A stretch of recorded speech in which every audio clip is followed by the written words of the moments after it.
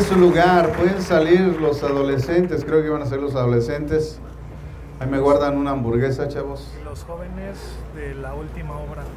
Y los jóvenes que van a hacer la última obra, por favor, lo están esperando sus pastores para que sigamos ensayando, hermanos. Estamos ya a 2 semanas de nuestro aniversario, así es que le damos muchas gracias a Dios, porque nos ha concedido el privilegio de prevalecer en este territorio, en este municipio de Nextlalpan, ya 20 años, y le damos muchas gracias a Dios. Así es que, mientras los que nos quedamos, hermanos, vamos a disponer nuestro corazón para seguir estudiando este libro tan maravilloso que es el libro de Apocalipsis, y que hemos dicho que debería ser el libro actual en todas las iglesias que se está enseñando, porque es el que nos prepara para vivir en una forma obediente delante de Dios en los últimos días. El libro de Apocalipsis, todos los escritos, todas las enseñanzas nos ayudan a vivir de una forma en que nosotros podamos mostrar nuestra obediencia en estos últimos días. Sabemos, amados hermanos, que todos los libros de la Biblia no tenían nombre, les fueron puestos. Al inicio, el libro de Apocalipsis, los pergaminos de Apocalipsis no tenían nombre, el libro. Y le pusieron un nombre, tempranamente se le llamaba la visión de Juan.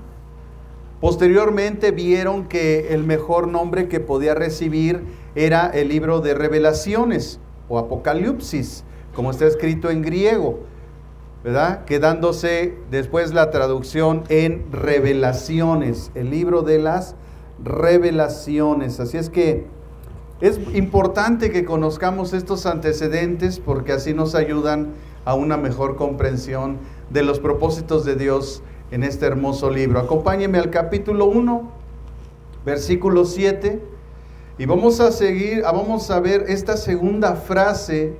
Vea todo lo que hemos visto, hermano, y solamente hemos analizado 7 versículos, y en el versículo 7 llevamos la segunda frase, para que vean toda la connotación que lleva un estudio profundo de las Escrituras, y no solamente leerlo por encima, tratar de interpretar a nuestra manera, ¿verdad? Sino que profundizar, ver el idioma en que se escribió, saber qué esa palabra, qué connotaciones tiene, para que podamos nosotros saber lo que el autor bíblico, en este caso el Espíritu Santo, inspiró a Juan que escribiera. Así que dice el versículo 7 en adelante. Hoy pretendemos terminar hasta el versículo 8, si Dios mediante nos lo permite. Si usted no trae, hermanos, si no puede buscar rápido los versículos, yo le invito a que traiga un cuaderno y anote. Y posteriormente en su casa los puede buscar, estudiar, o si se le pasa algo en la semana cuando se publica la prédica nuevamente, pues lo vuelva y tome las notas que le faltaron, para que avancemos rápido. Dice el versículo 7, he aquí que viene con las nubes, y todo ojo lo verá, y los que le traspasaron, y todos los linajes de la tierra harán lamentación por él. Sí, amén. Yo soy el alfa y el omega, principio y fin, dice el Señor, el que es y que era y que ha de venir, el Todopoderoso. Al iniciar nuestro estudio, hermanos, de por qué debe de volver Jesucristo, dijimos que analizaríamos 5 aspectos. A través de 2 semanas nos hemos detenido en el primer aspecto, que es la necesidad de la segunda venida de nuestro Señor Jesucristo, donde vimos varios aspectos. Después dijimos que íbamos a ver la gloria de la segunda venida, el alcance de la segunda venida, la respuesta de la segunda venida y la certeza de la segunda venida de Jesucristo. Al iniciar entonces este estudio dijimos esto, para no perdernos, ¿verdad? Porque vamos hablando de muchas cosas y a veces nos perdemos en qué estamos. Así que dentro del primer aspecto, que fue la necesidad de la segunda venida, 2 semanas dedicamos a estudiar ¿por qué tiene que venir Cristo? Y dijimos que Cristo tiene que venir porque tiene que cumplir las promesas de Dios el Padre. También porque debe de cumplir las promesas que Él hizo como hijo. Porque debe también cumplir las promesas que el Espíritu Santo ha revelado. También para cumplir el plan de Dios para la iglesia, para cumplir el plan de Dios para las naciones no creyentes, donde dijimos que les va a cumplir todo eso que la gente no ha querido creer y que como consecuencia, ¿verdad?, traerá, pues lógicamente, su ruina. También para cumplir el plan de Dios para Israel, porque Dios no ha acabado con Israel. Hay una falsa enseñanza por ahí diciendo que nosotros somos el Israel espiritual y que ya Israel fue desechado. No, hermanos, Dios no ha desechado a su pueblo. Él lo ama con amor eterno y tiene un plan de redención para él que Apocalipsis lo describe y que la carta a los Romanos en el capítulo 9 al 11 también lo describe. Así que hay un plan de Dios para Israel que será consumado precisamente en el libro de Apocalipsis. También para que la gloria de Cristo sea revelada a todas las naciones. Por eso leímos, ¿verdad? Ahorita que estuvimos en el pasaje que leímos al principio, dice: todo ojo lo verá. Y esto implica que la gloria de Cristo será vista por todas las naciones. También para que el juicio de Satanás sea consumado. Para eso también tiene que venir Cristo. Cristo va a venir a consumar el juicio de Satanás. Y para cumplir la expectativa de los creyentes. Es decir, lo que tanto hemos estado esperando. Somos un reino de sacerdotes y reyes para Dios el Padre. Y tenemos que reinar. Entonces Él va a cumplir esas expectativas. Así que en estos puntos que estudiamos las semanas pasadas y antepasadas, concluimos claramente que Cristo tiene que venir otra vez. En las Escrituras vemos muchos versículos, hermanos, que predicen un regreso de Cristo súbito e inesperado. De manera cronológica, a través de la Biblia, nosotros encontramos muchos versículos que hablan de la segunda venida de Cristo. Y cronológicamente, en Mateo 24, 42 al 44, Mateo 24, 42 al 44, ya sabemos que ya estudiamos Mateo, y en el capítulo 24 decíamos que hubo dos preguntas. Le dicen los discípulos: Señor, mira la maravilla de este templo y de esta ciudad. Y les dice el Señor: no quedará piedra sobre piedra. Caminan a la ciudad y llegando a la ciudad donde iban, le preguntan los apóstoles: Señor, ¿cuándo sucederá esto? ¿Y qué señales habrá de tu venida? Y lo primero que Jesús dice en el versículo 1 al versículo 6 es que les dice el Señor: mirad que nadie los engañe, porque vendrá nación contra nación, reino contra reino, habrá hambres, pestes, terremotos, y les dice, y estos solamente son los dolores del parto. Y posteriormente, en los siguientes versículos, les empieza a decir cuáles son las señales del fin. Y una de las más grandes señales del fin, el Señor Jesucristo las expresa diciendo: será predicado el Evangelio a todas las naciones para testimonio, y entonces dice, vendrá el fin. O sea que la mayor señal de la segunda venida de Cristo es la predicación del Evangelio a todas las naciones. Les decía yo en su momento cuando estudiamos Mateo que es el versículo que más me gusta de esta parte de la Biblia. Porque Dios no le pide permiso a nadie para que lo conozcan. Todos de alguna manera sabrán de Jesús. Y cuando estén delante de Él no van a tener pretexto. Porque Dios no vino a invitarnos a una religión. Él nos vino a invitar a un reino. Un reino que está gobernado por su palabra, por la ley que es su palabra. Nosotros no nos regimos bajo las leyes de este mundo, nos regimos bajo la ley de la palabra de Dios, los principios y los preceptos que Dios ha establecido, porque nosotros somos parte del reino de los cielos. Así es que Mateo 24, 42, 44 les dice el Señor: velad pues, porque no sabéis a qué hora ha de venir vuestro Señor. Ahí está la anunciación de que Él va a venir. Después dice: pero sabed esto, que si el padre de familia supiera a qué hora el ladrón habría de venir, velaría y no dejaría mirar su casa. Por tanto, también vosotros estad preparados, porque, ahí está otra vez anunciado, el Hijo del Hombre vendrá a la hora que no pensáis.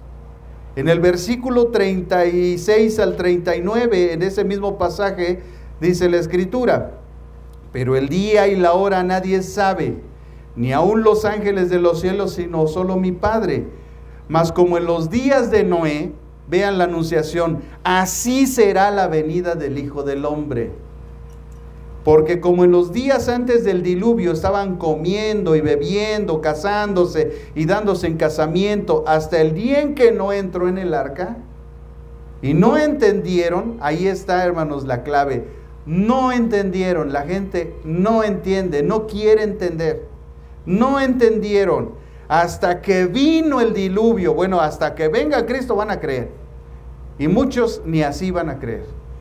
O sea, lo terrible que va a ser la actitud de la gente. Por eso yo siempre digo que lo más importante en nuestra vida es cambiar nuestra actitud con respecto a cómo pensamos y lo que hacemos, porque eso nos va a ayudar para que vivamos en obediencia a Dios.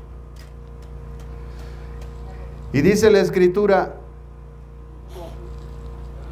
así será también, otra vez viene la anunciación, la venida del Hijo del Hombre. Más adelante en el versículo 50 y 51 también de ese pasaje dice Mateo: vendrá el Señor, ahí está la anunciación, vendrá el Señor de aquel siervo en día que éste no espera y a la hora que no sabe, y lo castigará duramente y pondrá su parte con los hipócritas.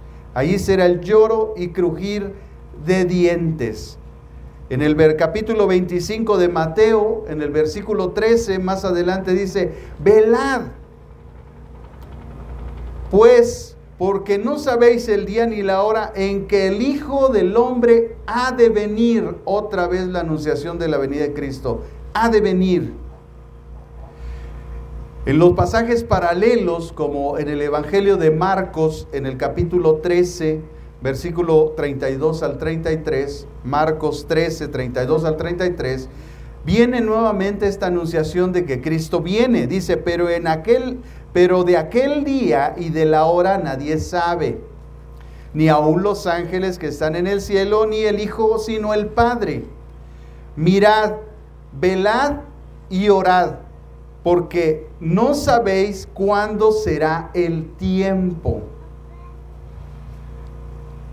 Más adelante en el versículo 34 y 37 de Marcos 13 dice también: es como el hombre que yéndose lejos dejó su casa y dio autoridad a sus siervos. ¿Qué tenemos? Autoridad. Y a cada uno su obra. Y al portero mandó que velase. Velad pues, porque no sabéis cuándo vendrá el Señor. Ahí está otra vez la anunciación de que Cristo viene. Vendrá el Señor de la casa, si al anochecer o a medianoche, o cuando cante el gallo, o a la mañana, para que cuando venga de repente no os halle durmiendo. Y lo que a vosotros digo, a todos lo digo: velad. En otro pasaje paralelo de Lucas 12:40, también nos dice Lucas: vosotros pues también estad preparados, porque a la hora que no pensáis, el Hijo del Hombre vendrá. Nuevamente la anunciación. En la primera carta a los Corintios, en el capítulo 16 al 22, estamos viendo todos los pasajes cronológicamente que nos dicen que Cristo viene, hermanos. Y solamente hay una frase en 1 Corintios 16, 22, dice, Maranata, es decir, Cristo viene. En Filipenses 3:20, el apóstol Pablo también escribió, en cambio nosotros somos ciudadanos del cielo. Filipenses 3:20, de donde, escuche, anhelamos recibir al Salvador, el Señor Jesucristo. Así que la iglesia tenía un anhelo porque Cristo venía, el Salvador. En la primera carta a los tesalonicenses, en el capítulo 5, versículo 2, también Pablo escribió, porque ya saben que el día del Señor llegará, ahí está la anunciación, como ladrón en la noche. Cuando Pablo escribe a Tito, en el capítulo 2, versículo 12 al 13, Tito 2, del 12 al 13, dice Pablo, y nos enseña a rechazar la impiedad. Así podremos vivir en este mundo con justicia, piedad y dominio propio. Mientras, ahí está la anunciación, aguardamos la bendita esperanza, es decir, la gloriosa venida de nuestro gran Dios y Salvador Jesucristo. Vean cómo en este pasaje el apóstol Pablo declara que Jesucristo es Dios. En Hebreos 10:25, el escritor de los Hebreos dice, sino animémonos unos a otros, Hebreos 10:25, y con mayor razón ahora que vemos que aquel día se acerca. ¿Cuál es la labor de la iglesia, hermanos? Animar a los que no vienen a la iglesia. ¿Saben por qué? Porque ese día se acerca. Y si no están listos, se van a quedar afuera. Por eso tenemos que estar animándolos. Ven a la iglesia, ven porque el Señor viene. Te vas a quedar como las vírgenes insensatas y ahí va a ser el lloro y crujir de dientes cuando te des cuenta que sí es cierto que Cristo viene. Por eso la exhortación aquí en Hebreos es que nos animemos unos a otros y con mayor razón ahora, hermanos, que vemos que el día ya se acerca. Hermanos, el hecho que estemos estudiando Apocalipsis en este tiempo es porque Dios quiere que nosotros sepamos que Él viene y quiere que sepamos cómo viene, por qué viene y para qué viene. Por eso lo estamos estudiando en este tiempo. ¿Por qué? Yo tengo 20 años, hermano, predicando el Evangelio y nunca había predicado el Apocalipsis en la iglesia. ¿Por qué precisamente en este tiempo, después de estudiar Mateo, después de estudiar por qué Cristo tiene que ser formado en nosotros, es necesario que entendamos que Él ya viene? Porque Él viene por una iglesia limpia, pura y sin mancha delante de Él. Y tenemos que estar listos. Y Él quiere prepararnos en nuestra mente, en nuestro corazón, en nuestra vida, para que nadie se quede, para que todos lo recibamos en las nubes y nos vayamos con Él. Eso es lo que Él quiere. Es el único propósito que yo entiendo el por qué hoy estamos estudiando Apocalipsis. No veo otro propósito. Y eso nos anuncia, nos hace ver que Dios está al pendiente de esta humilde iglesia. Y que Él quiere que nos vayamos con Él. En Santiago capítulo 5, versículos 7 al 9, Santiago 5, 7 al 9, dice la Escritura, por tanto, hermanos, tengan paciencia hasta la venida del Señor. Uno de los aspectos importantísimos al saber que Cristo viene es que tenemos que ser pacientes.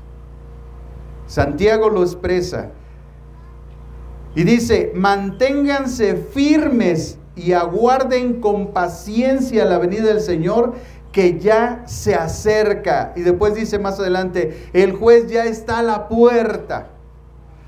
Hermanos, si eso se dijo hace más de 2000 años y se dijo que ya estaba a la puerta, entonces para nosotros es todavía más cerca. En Primera de Pedro, capítulo 4, versículo 7, dice el apóstol Pedro: ya se acerca el fin de todas las cosas. Primera de Pedro 4, 7, ya se acerca el fin de todas las cosas. Los apóstoles ya anunciaban desde hace 2000 años esto, hermanos. En Segunda de Pedro capítulo 3 versículo 10, Segunda de Pedro 3, 10, dice: pero el día del Señor vendrá como un ladrón. Nuevamente Pedro anuncia que el día del Señor viene. Dice: en aquel día los cielos desaparecerán. ¿Qué va a pasar con estos cielos? Van a desaparecer. Con un estruendo espantoso, dice Pedro, los elementos serán destruidos por el fuego, y la tierra, con todo lo que hay en ella, todo esto, será quemada. ¿Qué óvole? ¿Quién se quiere quedar? Pues ahí te encargo, ¿verdad? Que quedes rostizado como chicharrón. Apocalipsis 1:3, ven cómo hemos venido los evangelios, las cartas, hasta Apocalipsis. Y en Apocalipsis 1:3 dice: el tiempo está cerca. Apocalipsis 22:7, miren que vengo pronto. Apocalipsis 22:7 dice: miren que vengo pronto. El versículo 12 también de Apocalipsis 22, miren que vengo pronto. Tengo conmigo mi recompensa y le pagaré a cada uno según lo que haya hecho. Apocalipsis 22:20, más adelante el verso 20, el que da testimonio de estas cosas dice: sí, vengo pronto. Amén. Ven, Señor Jesús. ¿Qué diremos de estos pasajes entonces, hermanos? Primero, que si no hubiera pasajes en el Nuevo Testamento sobre las señales que precederían el regreso de Cristo, entonces lo negaríamos. Pero sí los hay, y ya vimos varios. En segundo lugar, podemos decir que al leer todos estos pasajes que leímos, concluimos que Jesús podría venir en cualquier momento. Ahora bien, en este sentido, ¿podríamos decir que el regreso de Cristo es inminente? Claro, porque las Escrituras lo enseñan y lo revelan. Nada más por eso.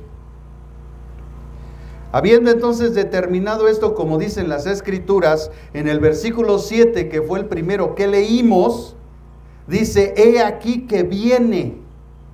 En este caso, la pregunta es: ¿cómo vendrá? Y aquí vemos el segundo aspecto que dijimos de los 5 primeros que estaríamos analizando, y que nos quedamos en el primero, donde vimos un montón de cosas. El segundo aspecto es la gloria de la segunda venida. Lo que estamos viendo cuando dice aquí viene con las nubes, se está hablando de la gloria de su segunda venida. Y vamos a ver por qué, hermanos. Con respecto entonces a la gloria, Juan dice que viene con las nubes. Juan ve a Jesús en las nubes. Recordemos que el Espíritu Santo, hermano, y es algo que no debemos de perder de vista cuando leemos las Escrituras, que el Espíritu Santo guió a todos los hombres que escribieron lo que escribieron. Y en este caso Él guió a Juan a tomar pasajes del Antiguo Testamento a su gusto, ¿verdad? Como el Espíritu Santo quiso, porque Él es el autor de todo. Y trajo de la Tanaj hebrea, que es el Antiguo Testamento, los pasajes bien conocidos por la comunidad judía. De tal manera que cuando los judíos leyeran que se citaba a un hombre de Dios de la antigüedad, Isaías, Jeremías, Zacarías, ellos entenderían que la profecía del Antiguo Testamento estaba siendo revelada para su cumplimiento. Así que el Espíritu Santo toma esos pasajes bien conocidos por la comunidad judía y revela sus propósitos, los cuales estaban escondidos desde la antigüedad y no habían sido revelados. Así que aunque Juan escribió, es Dios el autor. Y eso es algo, hermanos, como dije al principio, no debemos de olvidar cuando leemos la Biblia. Que el Señor ha dispuesto todo de una forma que Él en su soberanía lo ha querido hacer. Esto a veces choca con algunos intérpretes de las Escrituras, porque pierden de vista que aunque Marcos escribió unas cosas, Mateo otras, Lucas otras, es el Espíritu Santo el autor. Y Él trajo las cosas como a Él en su soberanía le plació. Y la reveló de acuerdo a sus propósitos y sus planes y proyectos. Y lo único que nosotros tenemos que hacer es obedecer este bendito libro. Hermanos, con ese pensamiento nos podemos quitar muchos problemas teológicos de la mente y del corazón. ¿Y por qué está esto aquí? Porque a Dios le plació ponerlo ahí. Porque Él es el autor. Así que, ¿a ti qué? Que se peleen los teólogos, nosotros nos quedamos, porque al final terminamos siempre en lo mismo, que este libro es por fe. Y por fe creemos, como hemos visto, que Dios constituyó todas las cosas, que las creó. Por la fe Abraham, ¿verdad?, siguió a Dios y lo obedeció. Por la fe Sara creyó en la promesa y tuvo un hijo. Así es que por la fe nosotros sabemos que Dios es el autor de todas estas cosas. Y Él las acomodó y las reveló y las puso como Él quiso cuando se terminó el canon de este libro, donde se escribió el principio de las cosas, que es el Génesis, y el Apocalipsis, que señala el fin de todas las cosas. Así que con respecto a esa gloria, Juan dice, viene con las nubes. Amados hermanos, los santos hombres de Dios, ellos hablaron siendo inspirados por el Espíritu Santo. Y es Dios este autor, porque también dice, ¿verdad?, la Escritura en 2 de Timoteo 3:16, que toda la Escritura es inspirada por Dios. Así es que sin duda es Dios quien puso las cosas como Él quiso que estuvieran aquí en este libro. Por ejemplo, nosotros podemos ver que en el versículo 6 de Apocalipsis, capítulo 1, versículo 6, dice que el Señor nos hizo reyes y sacerdotes para Dios su Padre, lo cual el Espíritu Santo guió a Juan a tomar un pasaje que está en Éxodo 19:6. Es decir, del libro de Éxodo, el Espíritu Santo reveló a Juan algo que se estaba por cumplir.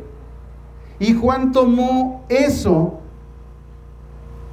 y dijo, y Dios nos hizo reyes y sacerdotes para Dios su Padre. Y esto también se dijo en Éxodo 19:6, también se dijo en Isaías 61:6, Isaías 61:6, y en Primera de Pedro, capítulo 2, versículo 5 y versículo 9.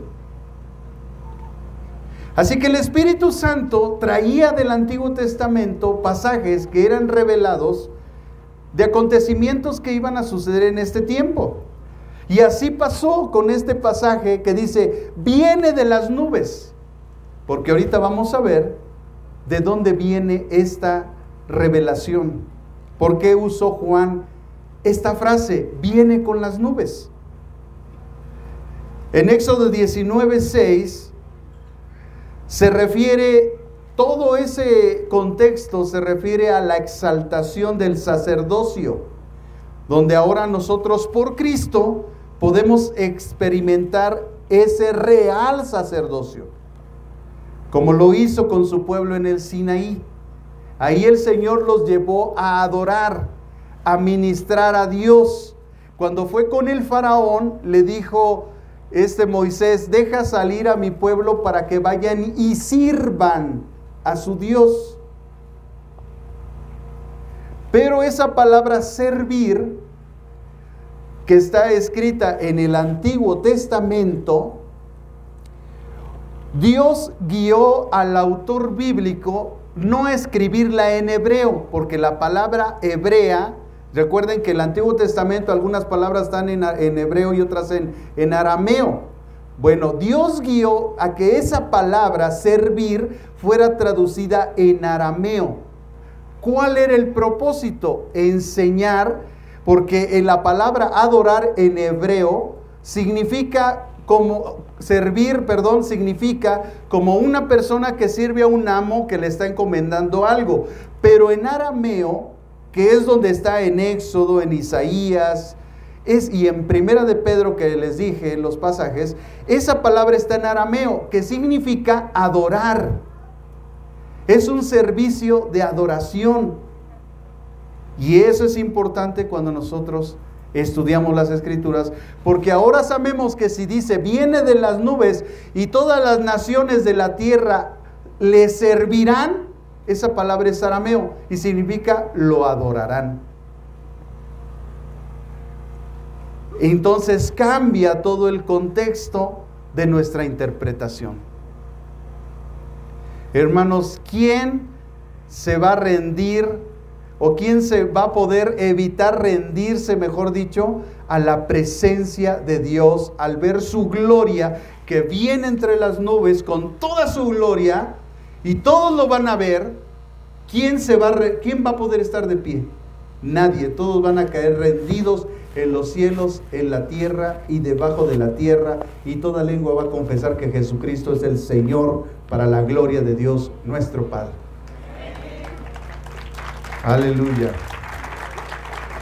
Eso es lo que está anunciando este pasaje. Nosotros leemos, dice, viene de las nubes. Pues sí, viene de las nubes, ¿y eso qué? Bueno, pues hoy sabemos que viene de las nubes porque tiene grandes connotaciones. ¿Quién va a permanecer de pie cuando lo vean en su gloria? Todo mundo va a caer rendido a sus pies. Esa es la connotación. Cuando dice, viene de las nubes, todo ojo lo verá. Juan vio entonces que el Señor Jesucristo, hermanos, venía de las nubes. Pero en Apocalipsis también tenemos que entender que tenemos un llamado. Mire, en la carta a los Romanos, en el capítulo 1, la iglesia tiene dos llamados. El primero a ser de Jesucristo y el segundo a la santificación. Más adelante somos llamados a la fidelidad, a la obediencia. Bueno, pero en Apocalipsis somos llamados a reinar con Él. Ese es nuestro llamado. En Apocalipsis nuestro llamado es a reinar con Cristo. Ese nivel de gobierno y de reinado será determinado según la vida que tenemos hoy. O sea, ¿tú quieres un pequeño reino o quieres un gran reino? Bueno, eso lo va a determinar cómo hoy te portes. Según lo que hoy hacemos. Si nos sometemos a la voluntad de Dios en obediencia, entonces recibiremos, hermanos, lo que Dios tiene preparado para nosotros. Muchas veces hemos escuchado esta frase.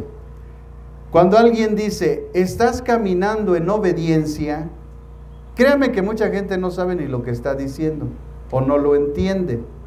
Pero cuando alguien dice, estás caminando en obediencia, lo que está diciendo es que si se está caminando en la fe.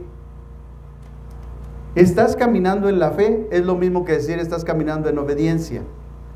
La fe y la obediencia hablan de la misma cosa. La fidelidad o la fe, que es lo mismo, es obediencia. Si tú dices yo estoy caminando en fe, eso quiere decir que estás obedeciendo. Si dices tú que estás en obediencia, quiere decir que estás caminando en fe. Lo mismo. La fidelidad y la fe, la fidelidad o fe es obediencia. Si vas a actuar en fe, estás actuando en obediencia. No puedes decir, yo estoy en fe, pero no estás obedeciendo. No, no estás ni en fe, ni estás obedeciendo. Por eso dice la Escritura que el justo por la fe vive. Es decir, que es la obediencia la que nos da la vida en Cristo. Y sin la fe, pues lógico, la persona muere, porque está viviendo en desobediencia. No obedecer, hermanos, nos va a arruinar y nos llevará a la muerte. La persona que es desobediente a Dios, hermano, un día va a morir. Y a veces por la desobediencia se acelera la muerte de las personas. Porque no está dando fruto, porque no está sirviendo para nada. ¿Para qué queremos algo que no está sirviendo para nada? Entonces Dios se lo lleva con anticipación. No era su tiempo determinado, pero por causa de su desobediencia se lo tiene que llevar. ¿Para qué lo deja aquí? Si ya no sirve. Porque el que a Cristo vino, el que a Cristo vino a servir vino. Y si no, pues ¿para qué vino? ¿No? Si no vino a servir a Cristo, ¿para qué vino? Entonces, si no estamos caminando en esa obediencia, hermanos, ¿qué estamos haciendo aquí? Así que vio Juan que el Señor Jesucristo venía en las nubes. Esta expresión, hermanos, viene de las nubes, es tomada por el Espíritu Santo de Daniel capítulo 7. Vean cómo tiene una coherencia, hermano, lo que dice la Biblia, que todo lo antiguo era la sombra de lo que había de venir. Y en Daniel capítulo 7, versículo 13 al 14, se dijo esto. El Espíritu Santo de ahí tomó esa frase. Dice, miraba yo en visión de noche y vi que con las nubes del cielo venía uno como hijo de hombre. Vino hasta el anciano de días y lo hicieron acercarse delante de él y le fue dado dominio, gloria y reino para que todos los pueblos, naciones y lenguas lo sirvieran. Y ahí es la palabra aramea, que significa lo adoraran. Su dominio es dominio eterno que nunca pasará y su reino es uno que nunca será destruido. El Espíritu Santo en su sabiduría toma de este pasaje esa frase, se la revela a Juan. Juan en Apocalipsis dice, viene de las nubes porque es el cumplimiento de la profecía anunciada a Daniel. Sabemos que el mote Hijo del Hombre es el mote del Mesías, el Cristo.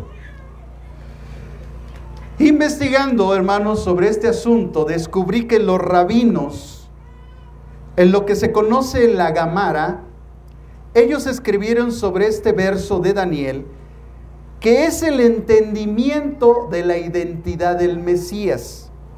Por lo que nos está diciendo es que un día el Mesías vino y entró en una nube del cielo, como dice el libro de los Hechos, ¿verdad? Cuando el Señor asciende, una nube se lo lleva. Entonces, cuando Él se lo llevó la nube, en el libro de los Hechos ya no sabemos qué pasó. Pero en la profecía de Daniel dice que cuando Él es ascendido al cielo, es presentado delante del Padre y le es dado todo dominio, todo reino, toda nación. De esa manera Cristo se sienta a la diestra de la majestad en las alturas y el Señor Dios lo hace el Rey de Reyes y el Señor de los señores.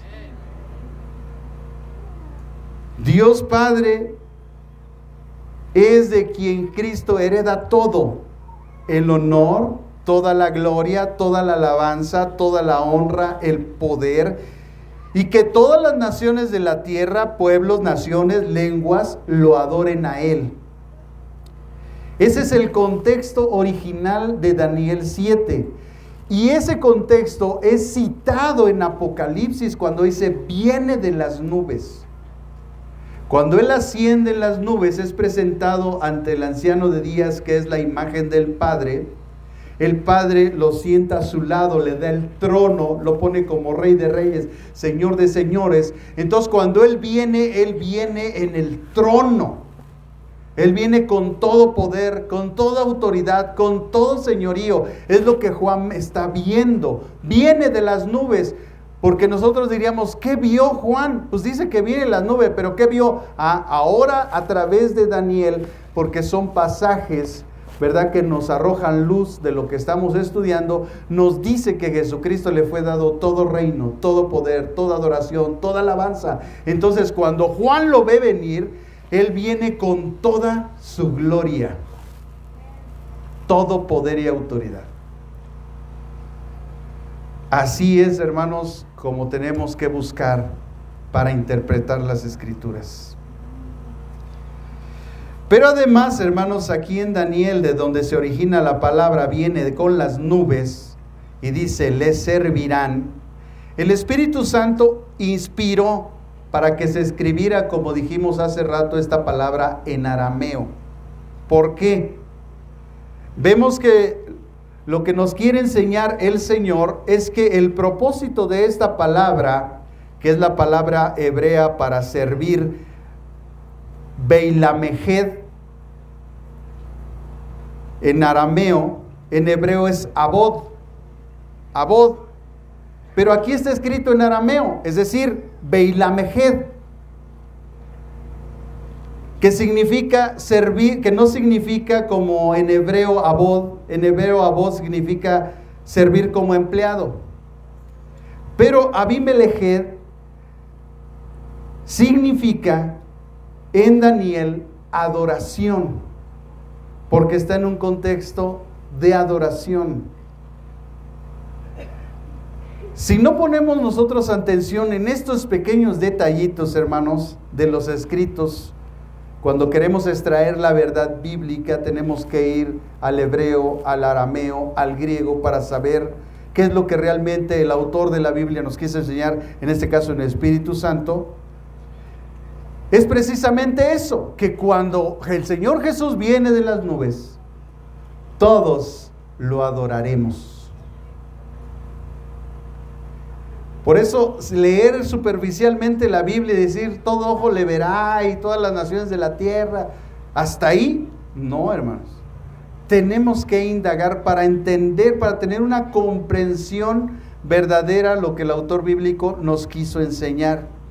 ¿Por qué si el Nuevo Testamento está escrito en griego, por qué permaneció la palabra aramea? ¿Por qué en el Antiguo Testamento está escrito en hebreo y el Espíritu Santo dijo que esa palabra se escribiera en arameo? ¿Por qué? Pues tiene un significado. Porque Él quería transmitir que aunque nosotros en español traducimos servir, Él realmente estaba diciendo que todos lo adorarían. No es lo mismo servir a alguien que adorar a alguien, ¿o sí? Ven cómo el sentido de las palabras, de los verbos en las Escrituras tienen un porqué. Y por eso, hermanos, dile al que está a tu lado, tenemos que estudiar. En Apocalipsis, hermanos, entonces eso significa, cuando dice viene de las nubes, nos está diciendo la identidad, que Él es Rey y Señor y Mesías. Y cuando dice, y todo ojo lo verá, esta frase, también inspirada por el Espíritu Santo, fue tomada de Isaías 52:8. De Isaías 52:8, el Espíritu Santo extrajo esta palabra, y todo ojo lo verá. Y dice Isaías 52:8, porque todo ojo verá el regreso del Señor a Sión. Lógicamente nosotros aquí vemos la traducción al español, pero si viéramos el original de las Escrituras, veríamos que es la misma palabra. Este pasaje entonces nos dice que Jesús el Mesías va a regresar a Sión y harán lamentación por Él, porque lo verán como Él es realmente. Ellos lo vieron entrar en un pollino humilde, manso y humilde, Y aunque le gritaban que él era el rey y bendito el que viene en el nombre del Señor y con las palmas, ¿verdad? Cuando estudiamos Mateo, ¿verdad? Cuando él entra a Jerusalén, todos lo aclaman, pero a la semana ya lo estaban crucificando, ¿no? Bueno, ahora lo van a ver, pero como Rey de Reyes y Señor de los Señores. Él viene nuevamente a Sión, pero como Rey y Señor. Él viene con todo el poder y toda la gloria, y el propósito es que va a establecer su reino. Va a suprimir toda maldad, toda rebeldía, toda injusticia, la va a suprimir Cristo. Y va a establecer su reino en la tierra. Por otra parte también, hermanos, las Escrituras, cuando hablan de las nubes, sabemos que simbolizan la presencia de Dios. Las nubes representan la presencia de Dios. Durante su vagar por el desierto, una nube se empleó como la manifestación visible de la presencia de Dios. Si ustedes recuerdan en el libro de Éxodo, en el capítulo 13, versículos del 21 al 22, Éxodo 13, 21 al 22, dice la Biblia: y Jehová iba delante de ellos de día en una columna de nube para guiarlos por el camino, y de noche en una columna de fuego para alumbrarles, a fin de que anduviesen de día y de noche. Nunca se apartó de delante del pueblo la columna de nube de día, ni de noche la columna de fuego.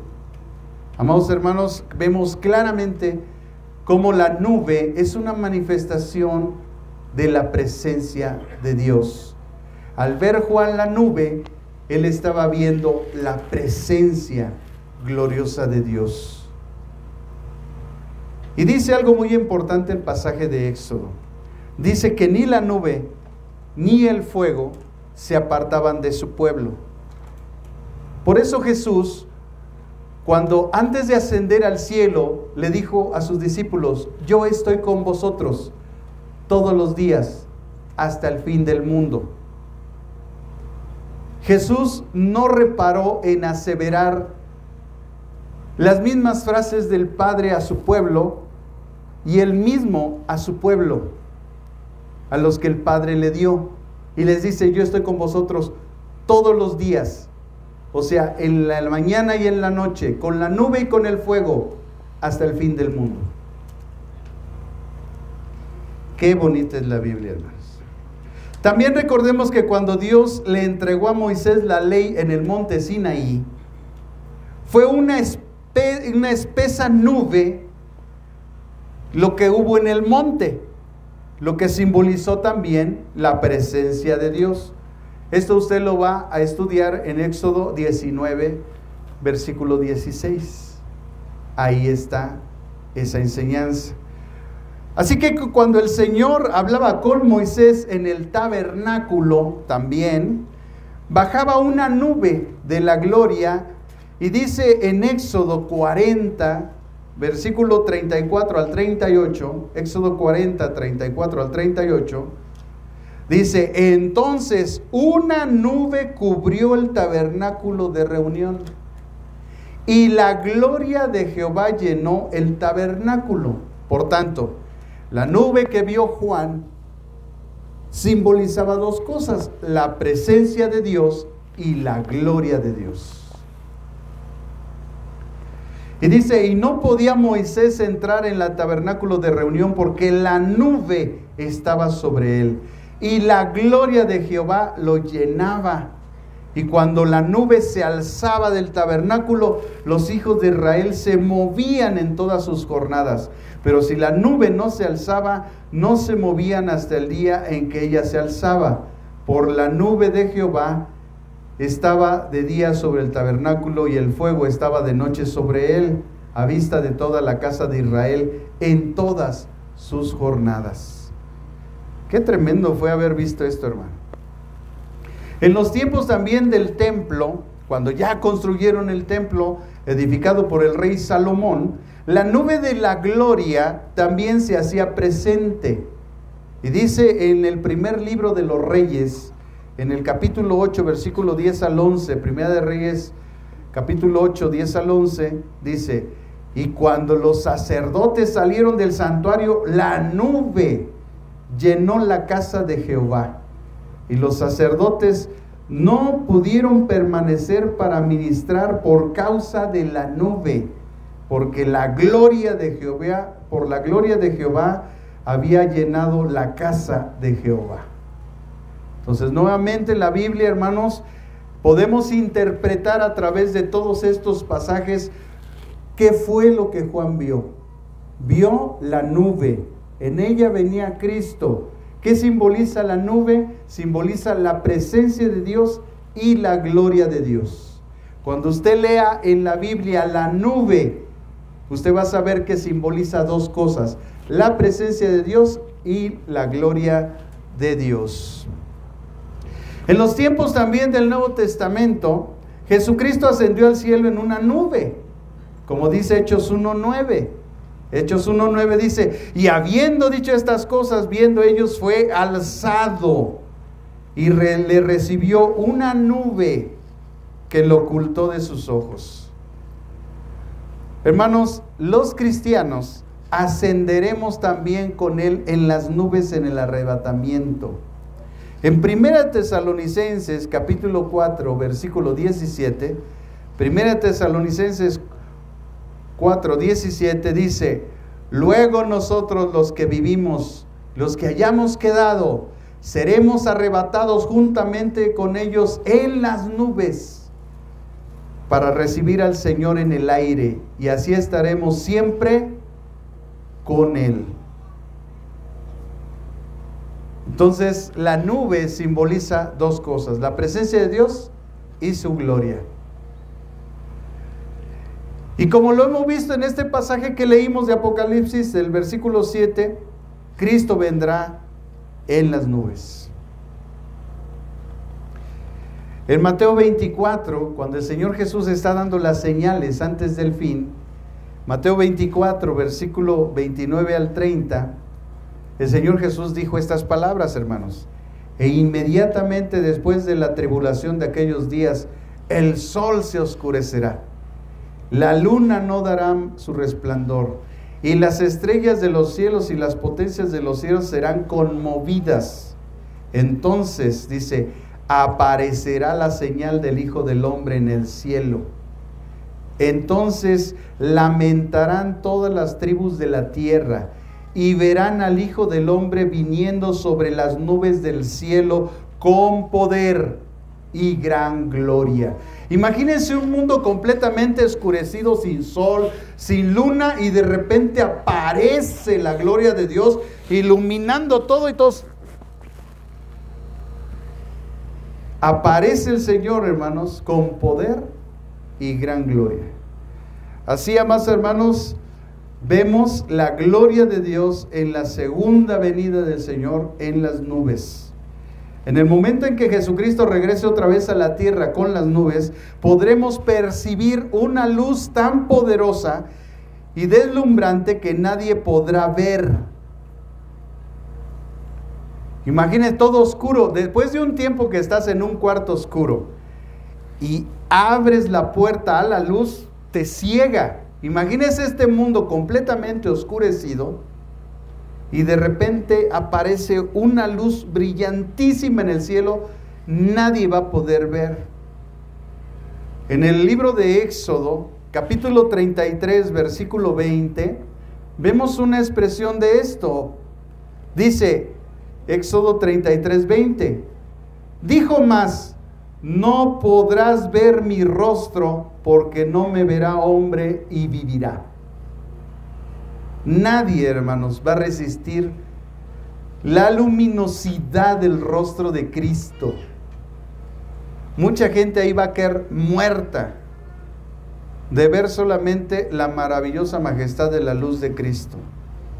Así que la apariencia de la gloria deslumbrante de Cristo, el resplandor de su gloria y la imagen misma de su sustancia, como lo describe Hebreos 1:3, junto con el brillo menor de los incomparables ángeles que vienen con Él, y de los redimidos que venimos con Él, que lo acompañamos, será un desfile tan indescriptible como atemorizante de su venida a esta tierra. Imagínense el resplandor, ¡fum!, todos al piso. Y muchas luces detrás de Jesús, sus ángeles y los redimidos que venimos con Él, alumbrando poderosamente toda esta tierra.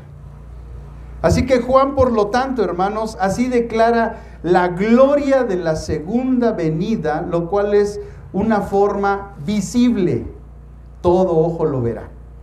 Pero también declara que será una forma que tendrá un alcance, porque después, ¿verdad?, hay una expresión y dice, todo ojo lo verá, y después dice, y lo que lo traspasaron, y todos los linajes de la tierra harán lamentación por él. ¿Cuál es el alcance de esta revelación cuando Dios se manifiesta? El alcance, que es el tercer aspecto de los 5 que nombramos al principio, es este, hermanos. En los evangelios se nos muestra que durante la encarnación de Jesucristo, en su primera venida, su gloria y majestad estuvieron veladas. Todos veían a un simple ser humano. Los judíos no creían en Él. Decían, ¿a poco este no es el hijo de José? Y su esposa es María, y sus hermanos están con nosotros. Vean cómo minimizaban a Cristo. Bueno, eso fue en su primera venida. Estaba velada la gloria de Cristo. Solo Pedro y Jacobo y Juan captaron el reflejo de la gloria de Jesús en la transfiguración. En los evangelios nosotros vemos que fueron llamados aparte Juan, Jacobo y Pedro, y ellos vieron al Señor glorificado en el cielo. A ellos se les reveló la gloria de Cristo. No por nada, hermanos, Jacobo, Pedro y Juan tienen una especial participación en la obra de Dios.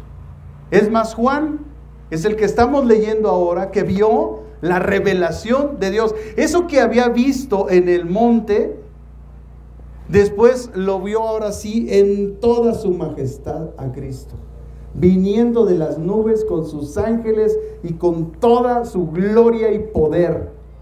Como si Dios le dijera, ¿te acuerdas lo que viste aquella vez? Bueno, mira, era esto.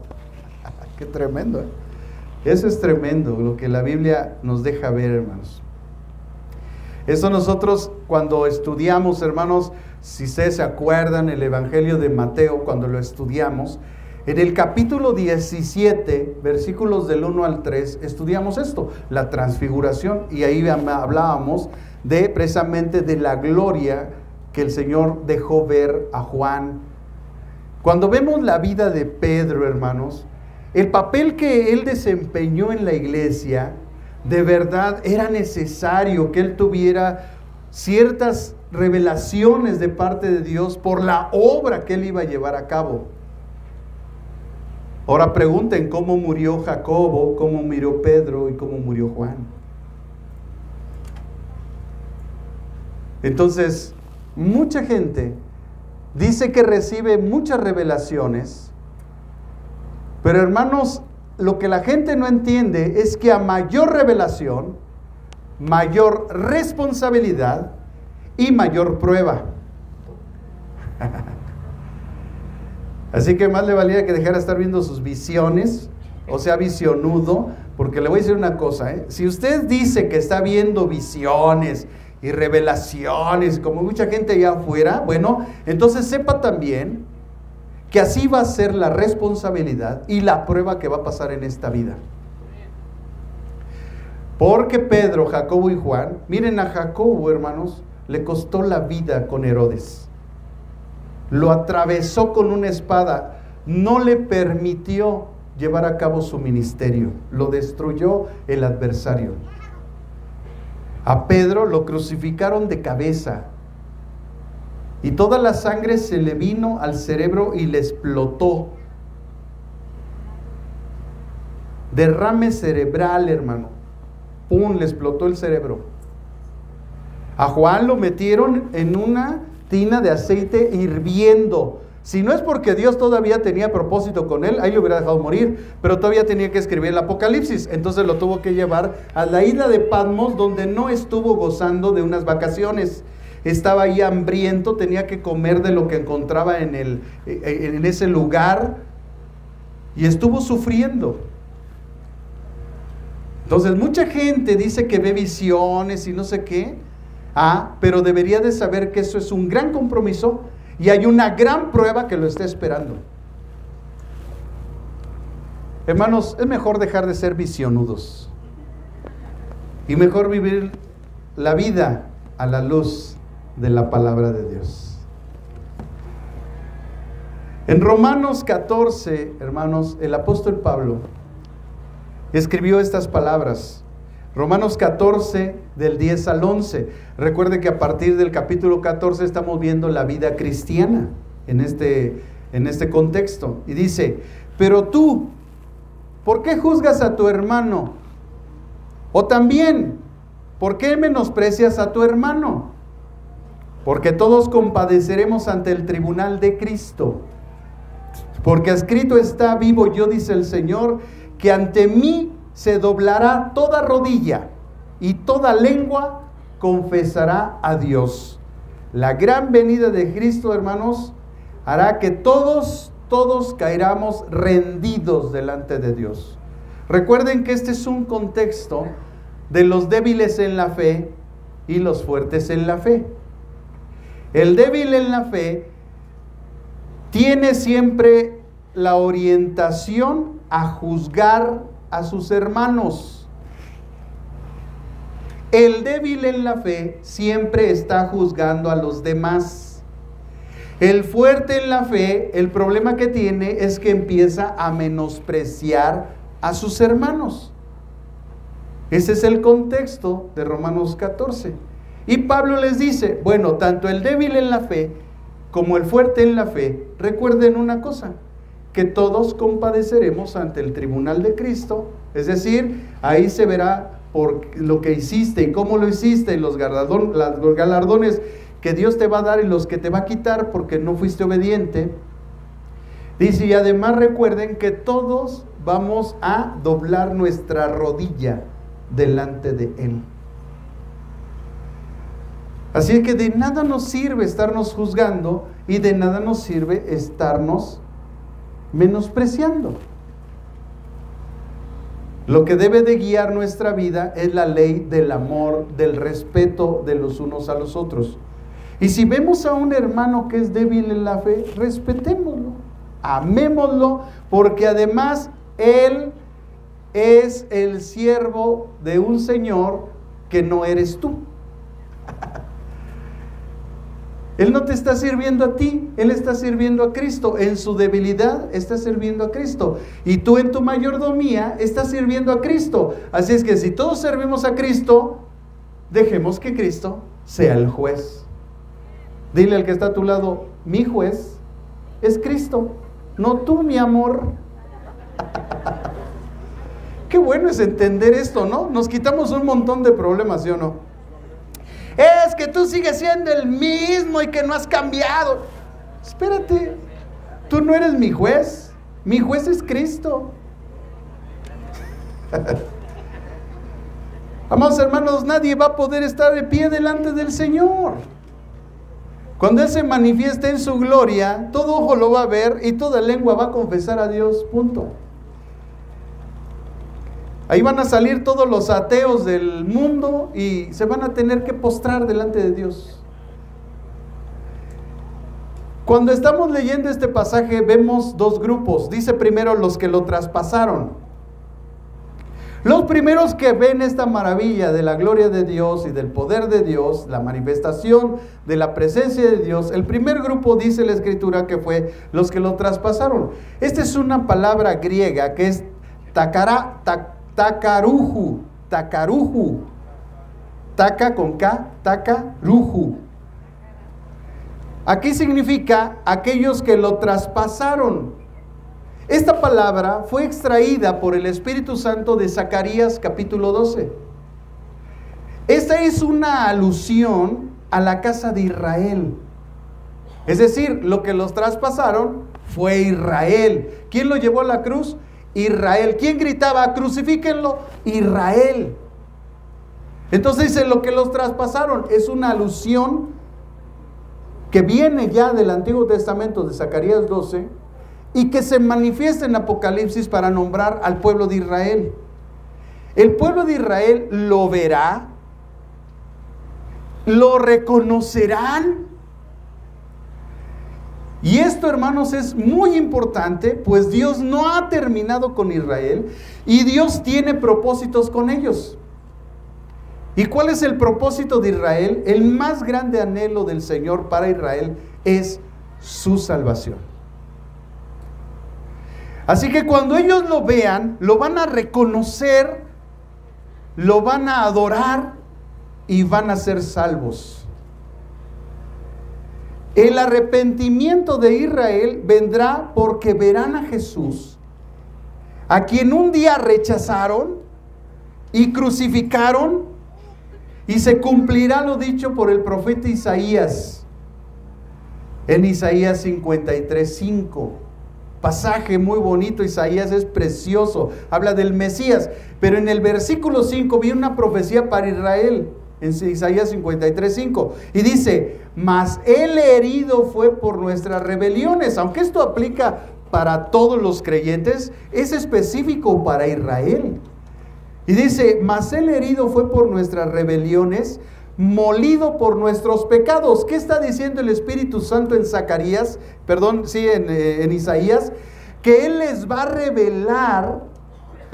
revelar que Él fue herido por sus rebeliones. Les va a revelar que fue molido por sus pecados y por supuesto que va a venir un arrepentimiento de Israel. Van a entender que el castigo de su paz cayó sobre de él y por sus llagas fueron curados. La salvación de Israel, hermanos, está profetizada. En el Evangelio de Juan, este mismo que escribió el Apocalipsis, en el versículo 19, capítulo 19, versículo 37, Juan 19, 37, es lógico que también encontremos una expresión con respecto a esto. Y dice, y también otra escritura dice, mirarán al que traspasaron. Juan ya en su ministerio, cuando estaba, ¿verdad?, escuchando la voz de Jesús, Jesús revela este pasaje de Isaías y les dice, mirarán al que traspasaron. Así que el lamento de Israel en ese tiempo será uno de genuino arrepentimiento.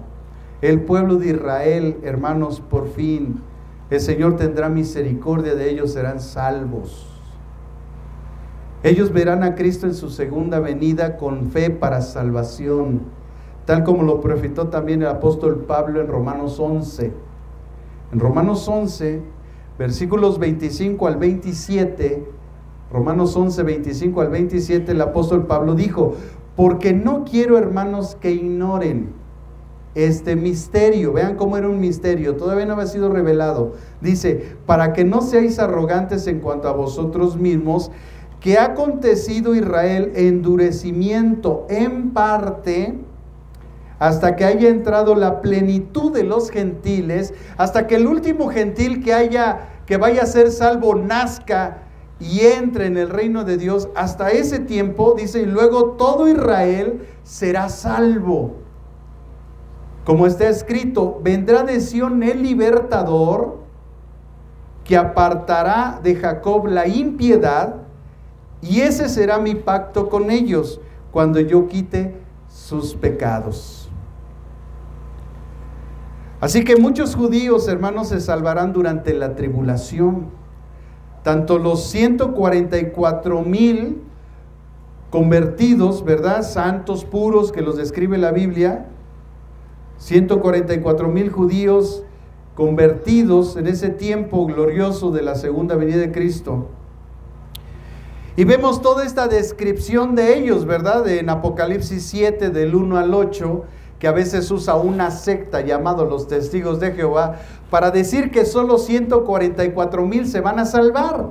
Amados hermanos, si 144,000 se van a salvar, hermanos, de la época de Jesús hasta nuestro tiempo, ¿cuánta gente ha existido? Tan solo aquí en esta generación hay más de 120 millones de mexicanos y más de 3,000 millones de personas en el mundo.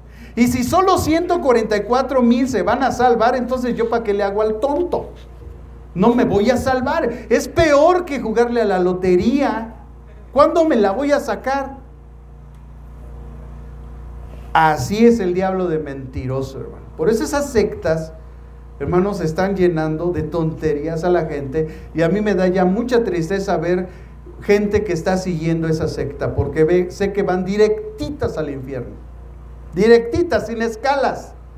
Tienen el boleto, pero para el infierno. Ellos son parte del reino, pero de las tinieblas, hermano. Guárdese, y si tiene un familiar en esa secta, ore por él, de verdad, hermano, esa persona va al infierno. Fíjese lo que dice Apocalipsis 7 del 1 al 8, hablando de estos 144,000. Después de esto vi 4 ángeles en pie sobre los 4 ángulos de la tierra, que detenían los 4 vientos de la tierra, para que no soplase viento alguno sobre la tierra, ni sobre el mar, ni sobre ningún árbol. Y vi también otro ángel que subía de donde sale el sol, y tenía el sello del Dios vivo. Vean cómo Dios también va a sellar a los suyos. Y clamó a gran voz a los 4 ángeles a quienes se les había dado el poder de hacer daño a la tierra y al mar, diciendo: no hagáis daño a la tierra, ni al mar, ni a los árboles, hasta que hayamos sellado en sus frentes a los siervos de nuestro Dios. Y oí el número de los sellados: 144,000 sellados. ¿Quiénes eran estos? Dice: de todas las tribus de los hijos de Israel. O sea, ¿quiénes van a ser los 144,000? Son los de la tribu de Israel. No somos nosotros. De la tribu de Judá, 12,000 sellados. De la tribu de Rubén, 12,000 sellados. De la tribu de Gad, 12,000 sellados. De la tribu de Aser, 12,000 sellados. De la tribu de Neftalí, 12,000 sellados. De la tribu de Manasés, 12,000 sellados. De la tribu de Simeón, 12,000 sellados. De la tribu de Leví, 12,000 sellados. De la tribu de Isaacar, 12,000 sellados. De la tribu de Zabulón, 12,000 sellados. De la tribu de José, 12,000 sellados. Y de la tribu de Jamil, 12,000 sellados. 12,000 por 12 son 144,000. Y hace alusión a Israel. No está hablando de los 144,000 ancianos que dicen ellos que han nacido desde los primeros tiempos hasta este tiempo de los testigos de Jehová. ¿De dónde caramba sacan esa tontería? Ahora, vamos al capítulo 14, versículo 4, y vea lo que dice. Estos 144,000 de las tribus de Israel, ¿qué características tienen? A ver si estos que andan en la calle diciendo que son de los testigos de Jehová y que son de los 144,000, tienen estas características. Escuche, dice: estos son los que no se contaminaron con mujeres. ¿Y cuánto adúltero hay entre los testigos de Jehová? Ni le cuento, hermanos, yo conocí varios. Dice, pues son ¿qué? Vírgenes. A ver, los ancianos de los testigos de Jehová que se cuentan de entre los 144,000, ¿tienen esposas e hijos? ¿No son vírgenes entonces, o sí? Pero ellos dicen que son de los 144,000. Hermanos, como decimos aquí en México, a otro perro con ese hueso. Son vírgenes, dice, estos son los que siguen al Cordero. ¿A quién siguen? A Cristo. Son seguidores de Cristo por donde quiera que va. O sea, estos cuates tienen un testimonio impresionante de santidad. Estos fueron redimidos redimidos. ¿Eso qué quiere decir? Que ellos aceptaron el sacrificio de la cruz, que ellos creen que Jesucristo es el Señor de reyes y el Señor de los señores, y por su sangre han sido lavados y comprados. Ellos no creen eso. Ningún testigo de Jehová cree eso. Entonces, ¿cómo se cuentan entre los 144 cuando las características de esto es que principalmente también creen en Cristo, en su sacrificio en la cruz, en la sangre que los ha redimido? Fueron redimidos de entre los hombres como primicias para Dios y para el Cordero. Y en sus bocas no fue hallada mentira. ¿Habrá mentirosos entre los testigos de Jehová? Hay un resto, hermano. Pues tan solo lo que están hablando es mentira. Lo que enseñan es mentira. Dice, pues son sin mancha delante del trono de Dios. ¿Estarán sin mancha esos individuos? Hermano, pero vean cómo la mentira, hermano, ciega el entendimiento de la gente y los mete en esa trampa. Y están en esa secta yendo directitos al infierno, sin escalas. Traen ya el boleto aquí. Dice que el segundo grupo dice que son todos los linajes de la tierra. Esta es una alusión a las naciones gentiles incrédulas que estarán en ese tiempo. Una fracción de este grupo se arrepentirá genuinamente. Habrá gentiles que en el tiempo de la tribulación, cuando esté el anticristo sellando a toda la gente, sí va a creer en Cristo, pero serán muy pocos. En Apocalipsis capítulo 7, 9 al 10, nosotros vemos esta enseñanza. Dice, después de esto miré y he aquí una gran multitud, la cual nadie podía contar. Esto es después, ¿verdad?, de la visión de los 144,000. Y dice, de todo trono, de todas las naciones, tribus y pueblos y lenguas que estaban delante del trono y en la presencia del Cordero, vestidos de ropas blancas y con palmas en las manos, y clamaban a gran voz diciendo, la salvación pertenece a nuestro Dios que está sentado en el trono y al Cordero. ¿Quién salva? Dios salva y Cristo salva, y el Espíritu Santo lleva a cabo la salvación. Ese es el plan de Dios. El plan de Dios es trino, es obra del Padre, del Hijo y del Espíritu Santo. Aquí está. Pero hay unos hermanitos también, ya les voy a dejar así, hermanos, ya para qué les digo. Ya los he dicho muchas veces, vean las otras prédicas, hermano. Le dijo ese hombre, clamaban a gran voz diciendo, la salvación y al Cordero. Yo le dije, Señor, ¿tú lo sabes? Él me dijo, estos son, ¿quiénes son esos cuates? De toda tribu, toda lengua, toda nación. No somos nosotros, no somos la iglesia. Entienda esto, vea, estos son los que han salido de la gran tribulación. Para ese tiempo tú y yo ya no estamos, hermano. Estos son los que pasaron la gran tribulación y han lavado sus ropas y las han emblanquecido con la sangre del Cordero. Pero en general, para la gran mayoría, este lamento, ¿verdad?, que nosotros vemos será el resultado de un arrepentimiento genuino. Entonces, todos los linajes de la tierra, ¿qué? Dice, se lamentarán. Así que esta palabra lamentación es importante estudiarla porque así entendemos qué es lo que el Espíritu Santo nos quiso decir. Y dice, la palabra lamentación es la palabra griega kopsontai. Este es un viejo verbo para cortar, que denota se cortarán a sí mismos. O sea, todos aquellos que no creyeron en Jesucristo y que están durante la tribulación y ven que el Señor viene de las nubes, dice que ellos se lamentarán. Esta palabra lamentación dice que se cortarán.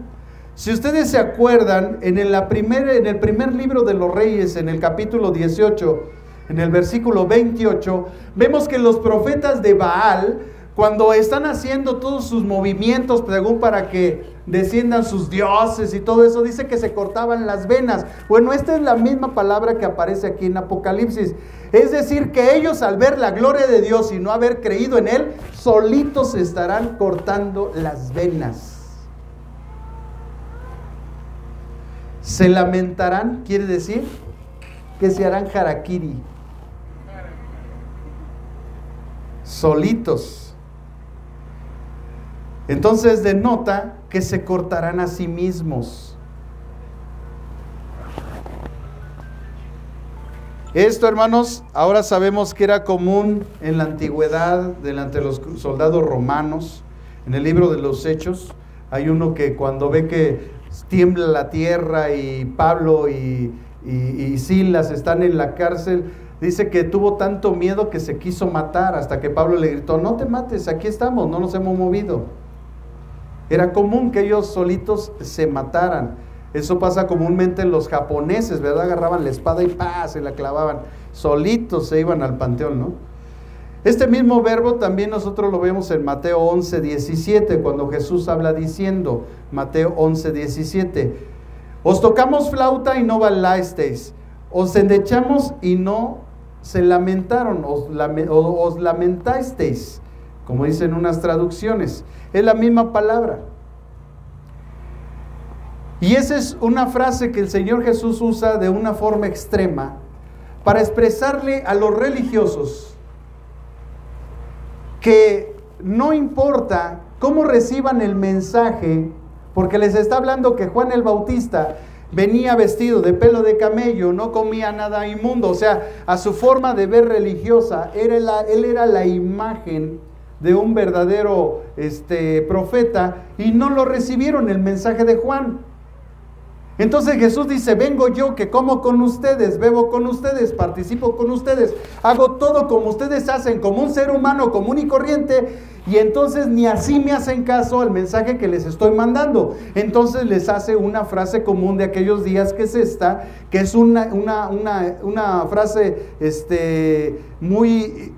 muy extrema, donde le dice: bueno, ya no sé lo que quieren, los quiero contentar, y no se contentan, bueno, pues entonces córtense las venas, porque ya no sé cómo tenerlos contentos. Viven unas vidas religiosas. La palabra también, hermanos, se asoció al lamento debido a la práctica pagana de cortarse a sí mismos cuando estaban en aflicción. Esas son las connotaciones, hermanos. Sabemos nosotros por el libro de Levítico, en el capítulo 19, versículo 28, que este tipo de prácticas estaba prohibida. También nosotros en la ley, cuando se le da a Moisés en Deuteronomio 14, versículo 1, el Señor también prohíbe esas acciones.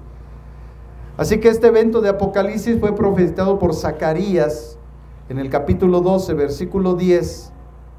En Zacarías 12:10, este evento fue profetizado y dice: y derramaré sobre la casa de David, sobre los moradores de Jerusalén, espíritu de gracia y de oración, y mirarán a mí, al que traspasaron, y llorarán como se llora por un hijo unigénito, afligiéndose por él, como quien se aflige por el primogénito. Y dice el verso 12: y la tierra lamentará, cada linaje aparte, los descendientes de la casa de David por sí, y sus mujeres por sí, los descendientes de la casa de Natán por sí, y sus mujeres por sí.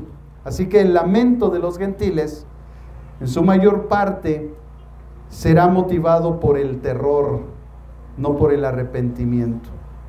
Para Israel la lamentación es para arrepentimiento, para los gentiles es terror, es sufrimiento. Ellos no se arrepentirán de sus homicidios, ni de sus hechicerías, ni de su fornicación, ni de sus hurtos, como se señala, y lo vamos a ver más adelante en Apocalipsis 9:21, que a pesar de todos los esfuerzos de Dios para traer a la comunión con Él a la gente aún así lo va a rechazar. Y un ángel les va a predicar el evangelio y ni así lo van a recibir. Y 2 testigos con poderes sobrenaturales de Dios les van a comunicar el evangelio y ni así le van a creer.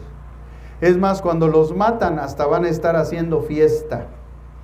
Pero lo que ellos no saben, que después de 3 días y medio ellos resucitan y son llevados entre las nubes otra vez al cielo.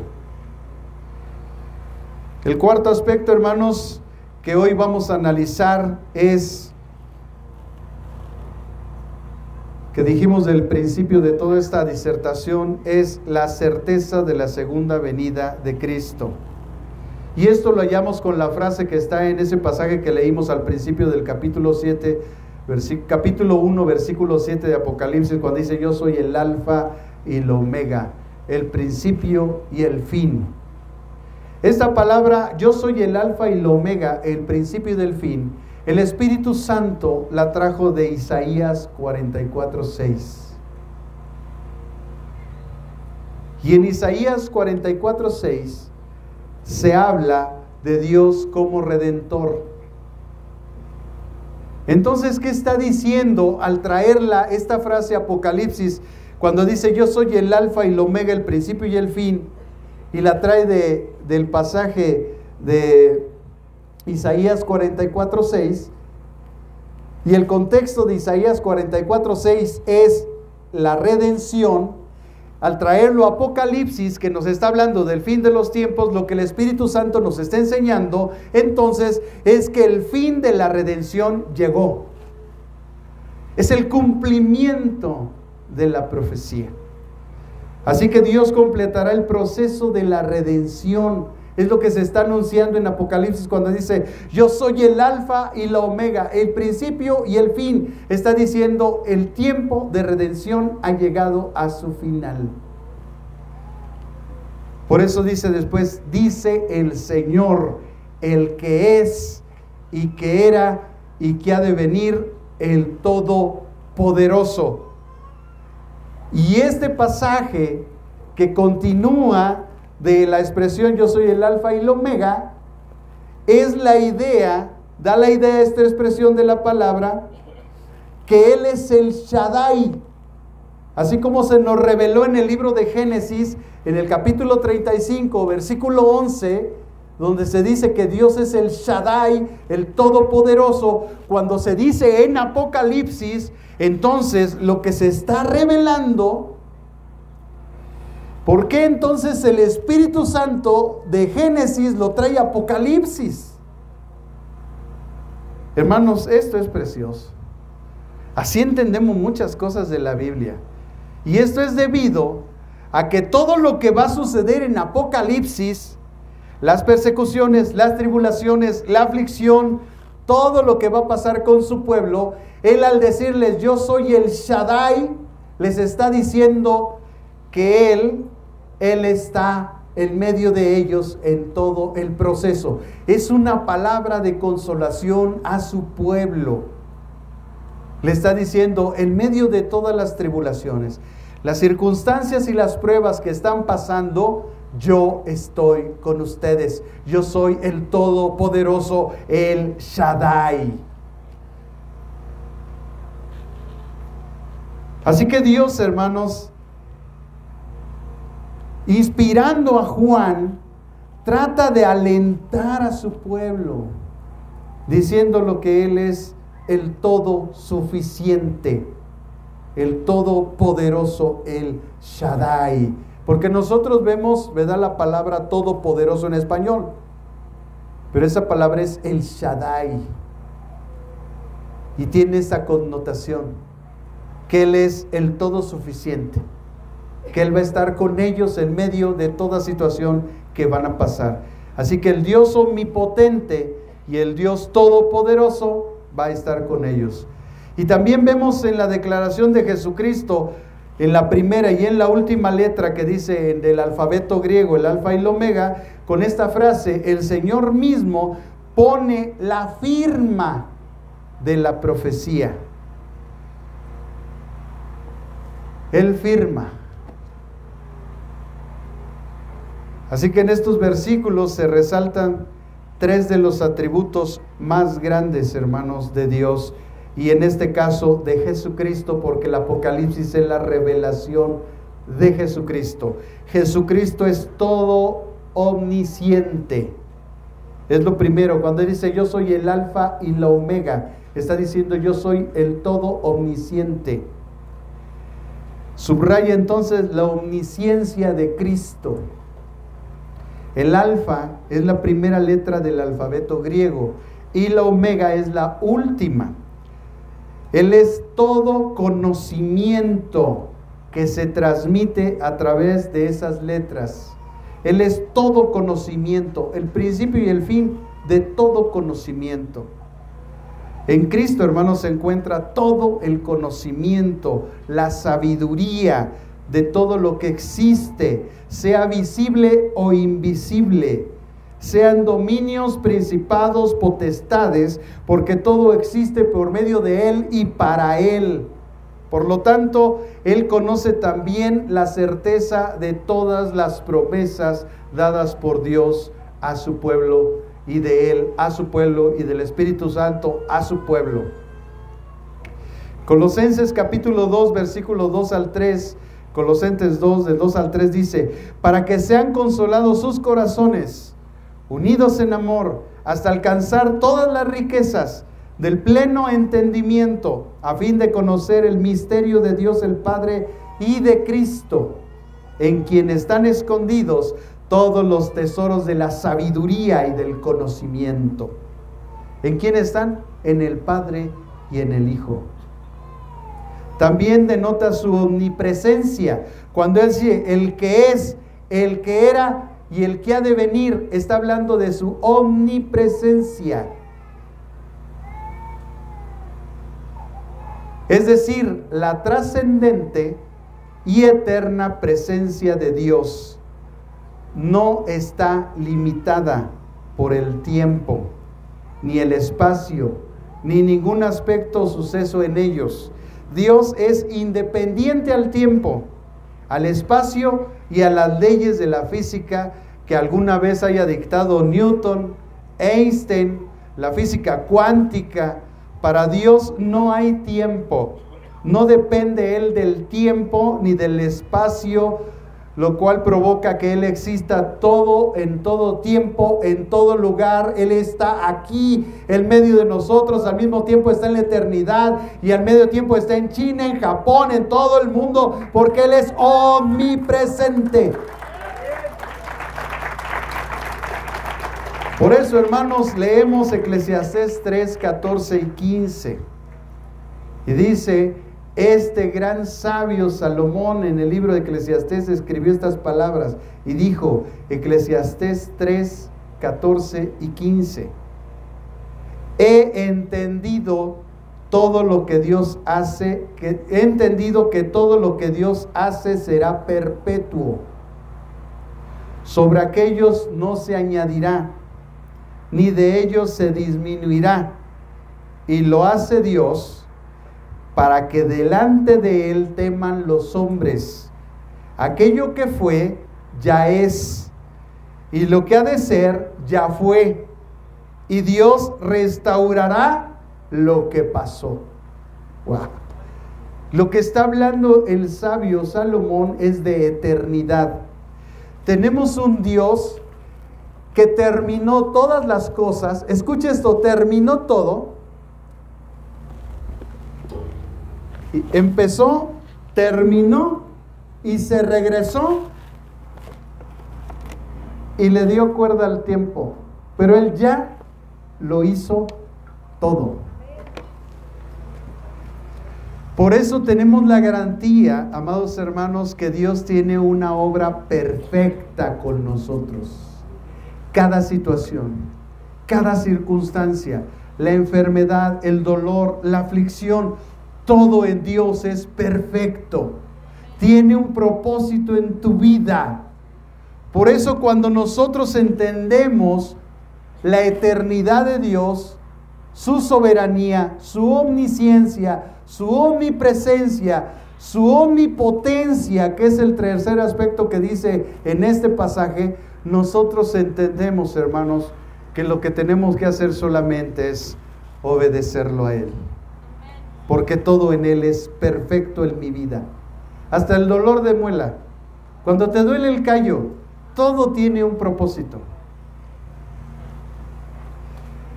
¿Dónde vemos la omnipotencia de Dios? Finalmente, hermanos, cuando dice Dios, lo que ha de ser fue ya, y Dios restaurará lo que pasó. La designación, el Todopoderoso, el Shaddai. Ahí vemos su omnipotencia, cuando Él dice, yo soy el Todopoderoso, el Shaddai. Porque lo que ha de ser ya fue, y Dios va a restaurar lo que ya pasó. Afirma entonces su omnipotencia. Como Él es todopoderoso, nada puede impedir que Él lleve a cabo su voluntad soberana. Nada. Ni tus gritos, ni tus lloros, ni tus lamentos. Él ya lo hizo todo. Nada ni nadie puede impedir que Cristo vuelva en gloria y poder. Nada. ¿Y nada qué es? Nada. Así que dile al que está a tu lado, Cristo viene. Quieras o no. Dile, lo creas o no. Él viene. Póngase de pie, hermano, esta tarde y démosle gracias a Dios por su palabra y entendamos esos principios eternos de Dios. Cristo viene. Así que hay dos cosas importantes que hoy aprendimos y hemos venido aprendiendo a través de este estudio, que debemos de estar listos, hermanos. Si Cristo no viene en nuestra generación, por alguna causa no sabemos, de todas formas tenemos que estar listos porque no sabemos cuándo vamos a morir. Hermano, tú no sabes cuándo vamos a morir. Entonces tú tienes que estar listo. Sí o sí. Si no, ¿qué cuentas, hermanos, vamos a entregar delante de Dios? ¿Qué cuentas vamos a entregar, hermanos, delante de Dios si no entendemos estas verdades? Si no empezamos a vivir de una forma sana, justa, que es agradable a Dios. Si no disponemos nuestro corazón a no juzgarnos los unos a los otros. Muchas cosas no entendemos por nuestra inmadurez, por nuestra falta de conocimiento, porque venimos de una religión tradicionalista que ha impartido principios erróneos en la vida de los seres humanos. Y a veces ponemos más énfasis en las prohibiciones que en nuestra propia vida, en nuestro testimonio. A mí no me espanta nadie que juzga lo que digo o lo que hago, hermanos. Porque solamente tengo que ver la vida de esa persona para ver si vale la pena tomar en cuenta lo que dice. Si es una persona justa, recta y buena, recibo su exhortación. Pero si no lo es, ¿a qué buen árbol me arrimo? A ninguno. Así que mejor vengo a la palabra de Dios, que es la Biblia, a este espejo de mi vida, y dejo que ella me exhorte. Dejo que ella guíe mis pasos. Trato de escuchar la voz de Dios para caminar como Él quiere que yo camine. Trato de entender el porqué, la prueba de mi vida y las circunstancias. Y entonces simplemente camino. ¿Por qué? Porque entiendo esas tres cosas: su omnisciencia, su omnipotencia y su omnipresencia. Y sé que todo lo que Él ha hecho en mi vida es perfecto. Entonces sé pasar las tribulaciones y las circunstancias porque entiendo la soberanía de Dios.